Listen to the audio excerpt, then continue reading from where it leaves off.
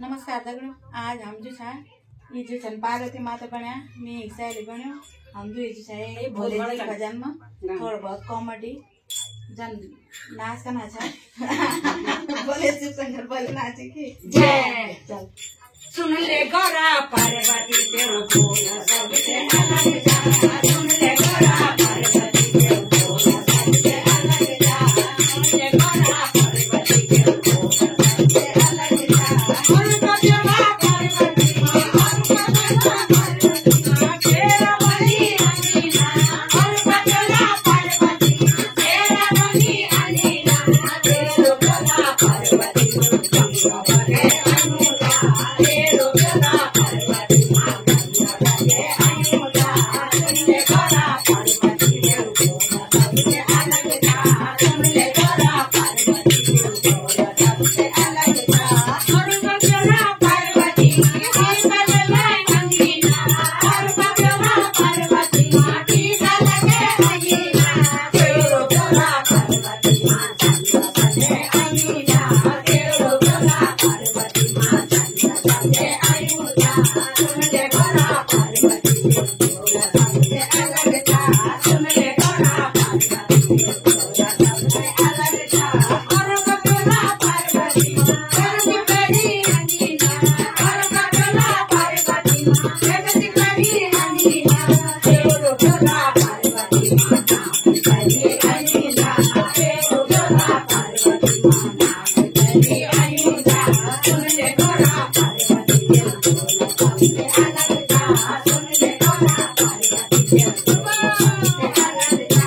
और कजला पार्वती हनुमत करी अनीना। और कजला पार्वती कमर करी अनीना। तेरो गौरा पार्वती करी अनीना। तेरो गौरा पार्वती करी अनीना। सुन ले गौरा पार्वती भोला सबसे अलग जा। सुन ले गौरा पार्वती भोला सबसे अलग जा। और कजला पार्वती गोरी करी अनीना। और कजला पार्वती गोरी करी अनीना। तेरो गौरा पार्वती करी अनीना। तेरो गौरा पार्वती करी अनीना। सुन ले गौरा पार्वती देव भोला सबसे अलग जा। सुन ले गौरा पार्वती भोला सबसे अलग जा। सुन ले गौरा पार्वती भोला सबसे अलग जा। और कजला पार्वती बैंड बजा अनीना। और कजला पार्वती बैंड बजा अनीना। तेरो गौरा पार्वती कमर बजे अनीना। तेरो गौरा पार्वती कमर बजे अनीना। सुन ले गौरा पार्वती देव भोला सबसे अलग जा। सुन ले गौरा पार्वती देव भोला सबसे अलग जा।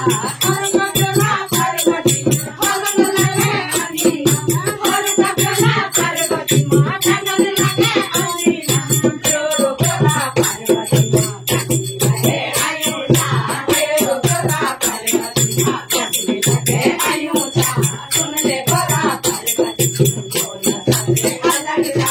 सुन ले गौरा पार्वती भोला सबसे अलग जा। और कजला पार्वती और तुम्हारी ठंडीना। और कजला पार्वती हम तुम्हारी ठंडीना। तेरो गौरा पार्वती लगे अनीना। तेरो गौरा पार्वती लगे अनीना। सुन ले गौरा पार्वती भोला सबसे अलग जा। सुन ले गौरा पार्वती भोला सबसे अलग जा। और कजला पार्वती बैल बड़े अनीना। और कजला पार्वती बैल बड़े अनीना। तेरो गौरा पार्वती लाल बड़े अनीना। तेरो गौरा पार्वती लाल बड़े अनीना। सुन ले गौरा पार्वती भोला सबसे अलग जा। सुन ले गौरा पार्वती भोला सबसे अलग जा। और कजला पार्वती हंस करी अनीना। और कजला पार्वती कोट करी अनीना। तेरो गौरा पार्वती बड़े अनीना। तेरो गौरा पार्वती बड़े अनीना। सुन ले गौरा पार्वती भोला सबसे अलग जा। सुन ले गौरा